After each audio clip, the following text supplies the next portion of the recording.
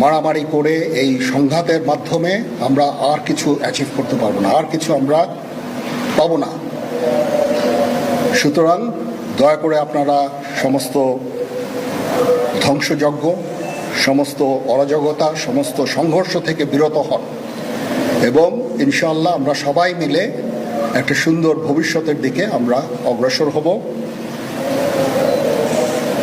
প্রতিটা হত্যার বিচার করা হবে, প্রতিটা অন্যায়ের বিচার হবে। আমরা আজকে সুন্দরভাবে কথা বলেছি, সমস্ত দলের প্রধান দলের নেতারা এখানে উপস্থিত ছিলেন। আমি ওনাদের ইনভাইট করেছিলাম এখানে, ওনারা ভেরি নাইস অফ দেম যে ওনারা এসেছেন অ্যান্ড আমরা একটা সুন্দর আলোচনা করেছি এবং এই আলোচনাটা ফলপ্রসূ হবে বলে আমি মনে করছি এবং আমরা একটা সুন্দর একটা ইন্টারিম গভর্নমেন্ট ফর্ম করে আমরা দেশ পরিচালনা করব। মাননীয় প্রধানমন্ত্রী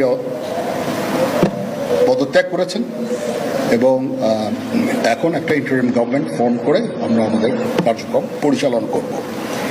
আপনারা একটু ধৈর্য ধরেন, আমাদের কিছু সময় দেন, ইনশাআল্লাহ আমরা সবাই মিলে সমস্ত সমস্যার সমাধান করতে সক্ষম হব।